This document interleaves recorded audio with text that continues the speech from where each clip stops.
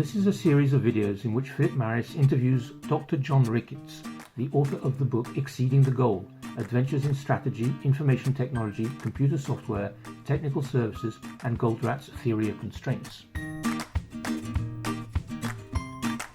In your long and distinguished career with IBM, at the end of your career, you were working a lot in what basically as venture capitalists with a group of people investing in startups. So you did a lot of proof of concepts and had a lot of success in running proof of concepts with a mixture of things, including constraint management or theory of constraints. So tell me about proof of concepts. Proof of concept projects delivered to technology customers are dynamic execution for business and technical strategy. With a small budget, short schedule, and dedicated team, POCs reveal whether customers will buy the technology you're offering. POCs don't show whether the technology works. That's what R&D does. POCs show whether the technology solves customers' problems.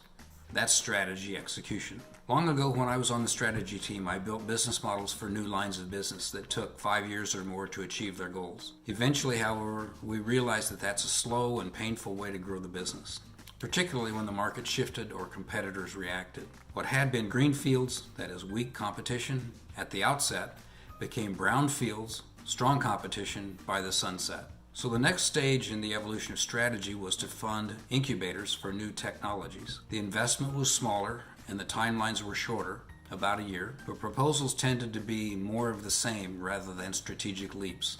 And at the end of the day, customers sometimes just shrugged their shoulders instead of buying what the incubators were delivering. Eventually, this evolution in strategy and the thinking that accompanied it took us to proofs of concept. The investment was very small and the timelines very short, on the order of 90 days, at least initially. The breakthrough came when we realized that strategic initiatives were hampered as much or more by internal conflicts as by competitors and customers. When a technical solution to customer business problems required technology and investment from more than one internal business unit, those business units would often reach an impasse because investment funds were scarce and opportunities were risky. The strategy team solved that problem by providing funds and covering the risk. If a customer bought the technology, funds did not have to be repaid. Our goal was 50% success. Exceeding that goal by a substantial margin is the inspiration for the title of the book we've been discussing, Exceeding the Goal. Now that we've finished with that exciting subject of the proof of concepts, in the next video we'll be talking maybe about a slightly less exciting subject, which is about technical debt and legacy systems.